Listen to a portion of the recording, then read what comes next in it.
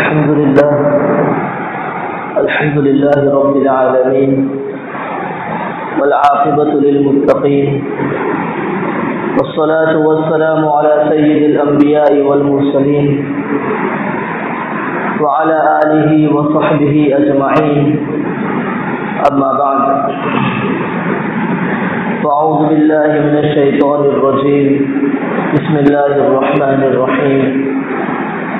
إنما مثل الحياة الدنيا كماء أنزلناه من السماء فاختلط به نبات الأرض مما يأكل الناس والأنعام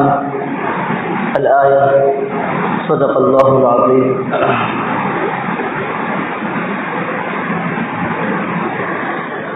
محترم سامعین کرام، انسان کی زندگی میں انسان مختلف حالات سے گزرتا ہے. کبھی انسان آرام اور راحت والی زندگی بسر کرتا ہے، عیش و عشرت والی زندگی میں ہوتا ہے، جہاں نہ اسے کوئی بیماری ہے، نہ اسے اپنا ذاتی اور سماجی کوئی مسئلہ درپیش ہوتا ہے، عافیت والی زندگی بسر کر رہا ہوتا ہے.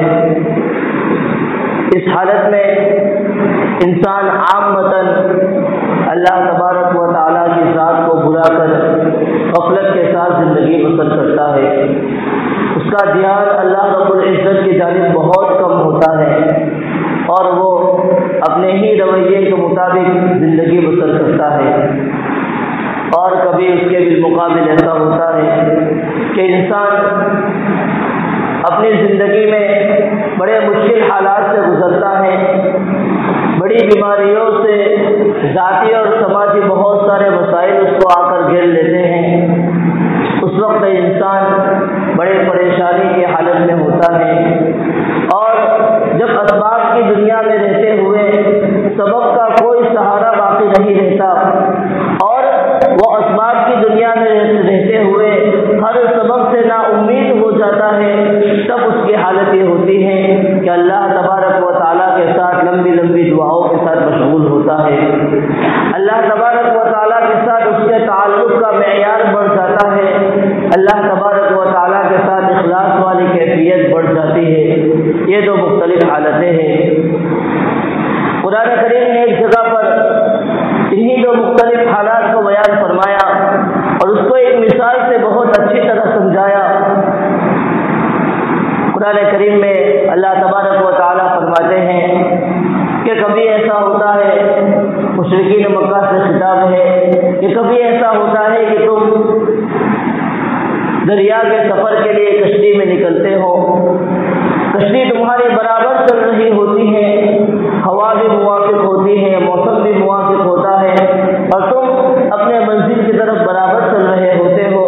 اس وقت تمہارے دلوں کے اوپر، تمہارے دل و دماغ کے اوپر غفلت کا پردہ پڑا ہوتا ہے. تمہیں اللہ یاد نہیں آتا، تمہیں اللہ کی توحید سمجھ میں نہیں آتی، تمہیں اللہ سے لو لگانا سمجھ میں نہیں آتا. لیکن یکایک کیا ہوتا ہے کہ تم بیچ دریا میں پہنچ جاتے ہو، بیچ سمندر میں پہنچ جاتے ہو. اب ہوائیں مختلف ہونے لگی، جانبیں مخالف سے ہوائیں آنے لگی، موسم آہستہ آہستہ بگڑنے لگا اور سمندر کے موجوں کے تھپیڑوں میں تمہاری کشتیاں ڈاواڈول ہونے لگی، تمہارے کلیجے تمہارے منہ کو آنے لگے اور اس وقت تمہاری سانسیں رکنے لگی. تمہیں اپنے سامنے سوائے موت کے اور کوئی منظر نظر نہیں آ رہا تھا اور اسباب کی دنیا سے بالکل ختم ہو کر سبب کا ایک درجہ بھی تمہیں حاصل نہیں تھا، بالکل نا امید ہو جاتے ہو. اس وقت کی حالت کو یاد کرو. قرآن کریم میں کہتا ہے کہ مشرکین مکہ، تم بھی مومنین کی بات تو بہت دور، مشرکین سے قرآن کریم خطاب کرتا ہے کہ اے مشرکین مکہ، جو تم اللہ کے ساتھ دوسروں کو شریک ٹھہراتے ہو، لات و عزیٰ کی بھی عبادت کرتے ہو، ان کو بھی مشکل کشا اور حاجت روا مانتے ہو، ایسی حالت کے اندر تمہیں لات و عزیٰ بھی یاد نہیں آتے، تمہیں تمہارے بت اور تمہیں تمہارے معبود باطلہ بھی یاد نہیں آتے اور صرف اللہ تبارک و تعالیٰ کی طرف لو لگا کر کہتے ہو کہ الہ العالمین، اس بھون سے اگر آپ نے ہمیں نجات بخشی، اس مشکل کن حالات سے اگر آپ نے ہماری جان بچا لی تو ہم خالصۃ للہ، یعنی آپ ہی کی عبادت کریں گے، آپ ہی کے لیے بندگی کو خاص کریں گے، لات و عزیٰ کی عبادت کو چھوڑ دیں گے اور آپ لیکن پھر کیا ہوتا ہے، جب اللہ تبارک و تعالیٰ اپنے فضل کا مظاہرہ فرماتے ہیں اور اپنے فضل سے بندوں کو اس بھنور سے نکالتے ہیں، مشکل حالات آسان ہوتے ہیں، عافیت والا ماحول قائم ہوتا ہے، ہوائیں پھر موافق چلنے لگتی ہیں، موسم پھر بحال ہو جاتا ہے، لیکن تب انسان کی طبیعت پھر وہ پلٹ جاتی ہے اور ناشکری کا جو عنصر انسان کے اندر رکھا گیا ہے وہ کھل کر سامنے آتا ہے، اور وہ کہتا ہے کہ اصل میں یہ ہوا کہ فلاں ستارے نے اس طرح گردش کی، فلاں موجوں کے ٹھپڑے ٹھنڈے پڑ گئے اور موسم نے اپنی کروٹ کٹ لی، اس وجہ سے ہماری جان بچی ہے۔ اس میں اللہ کے فضل کو ذرہ برابر دخل نہیں، اور وہ اللہ کی ناشکری کے اوپر پھر ٹوٹ جاتے ہیں۔ تو یہ ایک انسانی فطرت ہے کہ وہ اللہ کے فضل الہی کو بھول کر اللہ کے فضل کے بعد پھر اللہ کی نافرمانی کرنا شروع کر دیتا ہے۔ قرآن کریم نے اس مضمون کو ذکر فرمایا، اس مضمون کو ذکر کرنے کے بعد اس آیت کریمہ کو پیش کیا، انما مثل الحیات الدنیا کماء انزلناہ من السماء۔ اسی آیت کریمہ کے تحت حضرت مفتی سعید احمد صاحب پالنپوری رحمۃ اللہ علیہ فرماتے ہیں کہ ان آیات کے بعد، ان مضامین کے بعد اس آیت کریمہ کو لانے کا مقصد یہ ہے کہ اصل میں انسان کے اندر جو ناشکری کا عنصر ہے اور انسان اللہ کے فضل کو بھلا کر پھر اس کی نافرمانی کرنے لگتا ہے، مشکل حالات میں تو اللہ سے بڑا تعلق قائم کرتا ہے، لیکن مشکل حالات کے ختم ہونے کے بعد پھر اللہ کو بھول جاتا ہے۔ اس کا مقصد، اس کے پیچھے اصل ریزن، اس کے پیچھے اصل وجہ کیا ہے؟ قرآن کریم نے اس آیت کریمہ کے اندر اسی اصل وجہ کو ذکر فرمایا ہے کہ مشکل کے بعد انسان اللہ کو کیوں بھول جاتا ہے۔ اس کی اصل وجہ یہ ہے کہ اس کا گمان، اس کا غرور اس کی دنیاوی زندگی پر ہوتا ہے۔ دنیاوی زندگی میں اس کو حاصل ہونے والی طاقتوں پر، اس کو حاصل ہونے والے اسباب پر وہ غرور کرتا ہے، اپنا کالر اونچا کرتا ہے کہ میں تو اس کے ذریعے سے اپنا کام بنا لوں گا، مجھے اب اللہ تبارک و تعالیٰ کے سامنے آہوازاری کرنے کی اور اسی طرح اللہ تبارک و تعالیٰ کے سامنے لمبی لمبی دعائیں مانگنے کی، خالص اللہ کی عبادت کرنے کی مجھے کوئی ضرورت نہیں ہے۔ میں اپنی زندگی میں اپنی طاقتوں کے بل بوتے پر، اپنے حاصل ہونے والے اسباب کے بل بوتے پر میں اپنا کام بنا سکتا ہوں۔ یہ زندگی کا غرور، زندگی میں حاصل ہونے والی طاقت کا دھوکہ،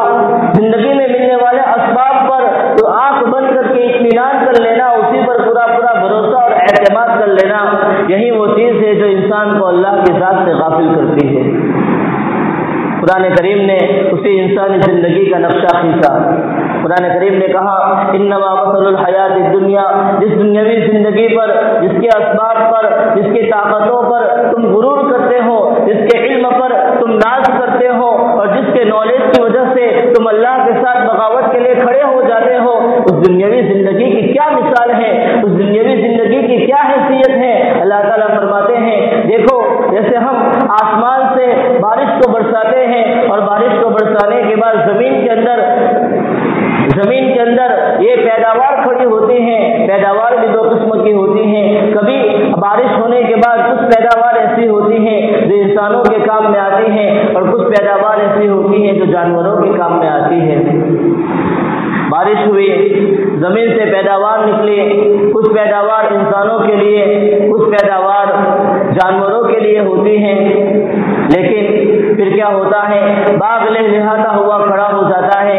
کھیتی لہلہاتی ہوئی کھڑی ہو جاتی ہے، بڑی ہری بھری معلوم ہوتی ہے، اور کھیتی والا سمجھتا ہے کہ ہم تو اس کھیتی کو حاصل کر کے کامیاب ہو جائیں گے، اور اس کھیتی کے لہلہاتے ہوئے مناظر کو دیکھ کر وہ اس کھیتی کے اوپر غرور کرنے لگتا ہے۔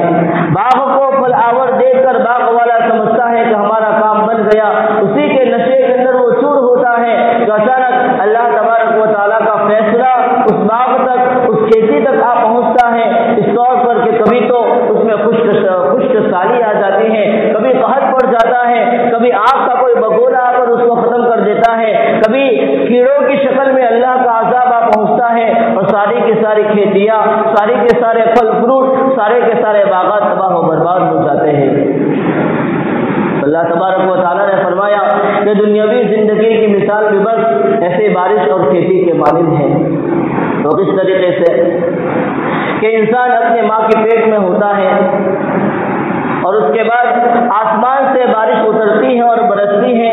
تو آسمان سے جس طرح بارش یہ کھیتی کے اندر، زمین کے اندر آ کر اترتی ہے، اسی طرح اللہ تبارک و تعالیٰ ماں کے پیٹ میں جب بچہ ہوتا ہے تو آسمان سے روح کو اتارتے ہیں اور ماں کے پیٹ میں نومولود کے جو بھی بچہ ہوتا ہے اس جنین کے پیٹ میں، اس جنین کے جان کے اندر، جسم کے اندر وہ روح ڈالتے ہیں۔ یہ ہے کہ بارش کا قطرہ آسمان سے اترا، زمین پر گرا، ایسے ہی اللہ تعالیٰ نے روح کو آسمان سے اتار کر فرشتے کے ذریعے سے انسانی جسم کے ڈھانچے کے اندر ڈال دیا۔ پھر جس طرح بارش کے زمین پر گرنے کے بعد دونوں قسم کی فصلیں تیار ہوتی ہیں، کچھ وہ جو انسانوں کے کام میں آتی ہیں، کچھ وہ جو جانوروں کے کام میں آتی ہیں، اسی طرح روح انسانی کے انسان کے جسم میں پڑ جانے کے بعد انسان دو قسم کے تیار ہوتے ہیں۔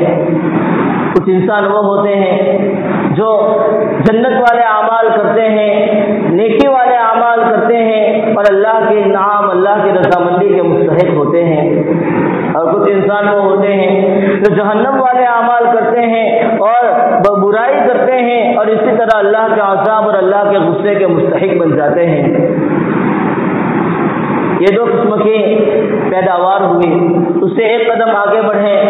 وہاں پر قرآن کریم نے بیان کیا تھا دونوں قسم کی پیداوار کھڑی ہو گئی، اس کے بعد وہ پیداوار بڑھتی ہیں، لہلہانے لگتی ہیں، باغات میں پھل فروٹ آنا شروع ہو جاتے ہیں، کھیتیاں اپنے تنوں کے اوپر کھڑی ہو جاتی ہیں، لہلہانے لگتی ہیں، اور باغ والا، کھیتی والا سمجھتا ہے کہ میں اس پر قادر ہو گیا اور میرا کام اس کے ذریعے سے بن جائے گا، مجھے اس کے علاوہ کسی اور چیز کی ضرورت نہیں ہے۔ بس یہی مثال انسانی زندگی کی ہے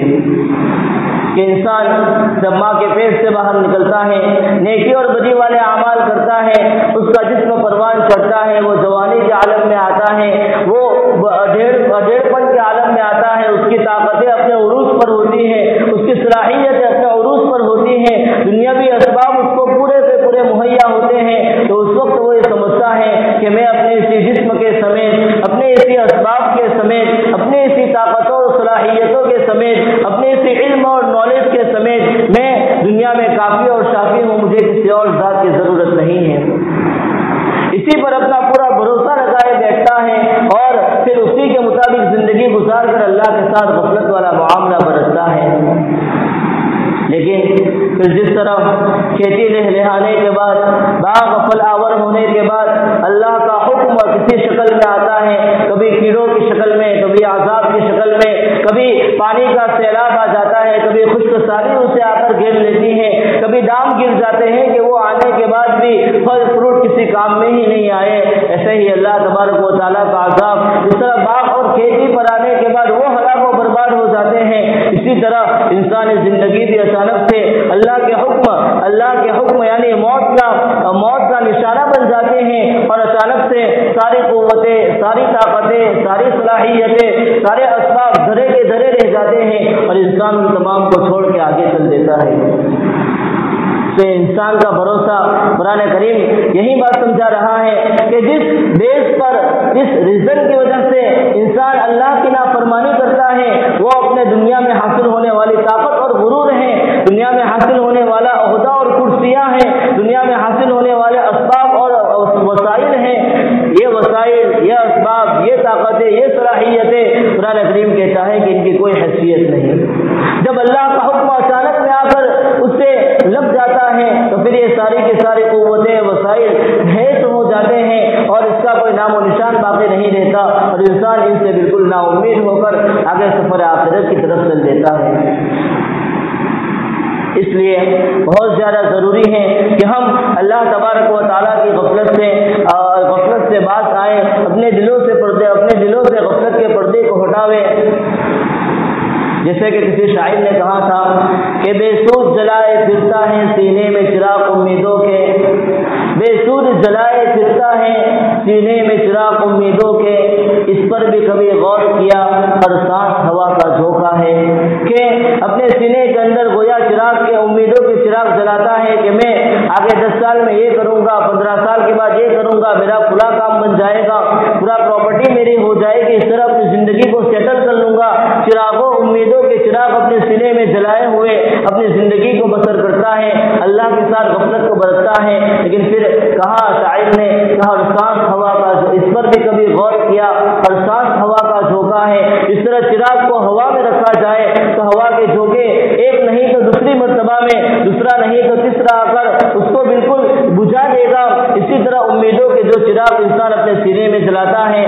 ہر جانے والی سانس اس کے لیے ہوا کا جھونکا ثابت ہو سکتی ہے، اس کے لیے آخری سانس ثابت ہو سکتی ہے، اور نہ جانے کب یہ امیدوں کا چراغ اس سے بجھ جائے اس کی کوئی گارنٹی نہیں ہے۔ اس لیے کہا کہ بے سود جلائے پھرتا ہے سینے میں چراغ امیدوں کے، اس کا کوئی فائدہ نہیں ہے، اللہ سے لو لگاؤ، اور ایسے امیدوں کے چراغ کے اتنے لمبے لمبے نہ جلائے جائے کہ اس کی وجہ سے اللہ کی ذات سے غفلت ہو جائے۔ اس پر بھی کبھی غور کیا، ہر سانس ہوا کا جھونکا ہے۔ دعا ہے کہ اللہ تبارک و تعالی ہمیں اپنے مقصد زندگی کو سمجھ کر اپنی ذات سے تعلق قائم کر کے ہر حال میں اپنے شکر والی زندگی بسر کرنے کی توفیق نصیب فرمائے۔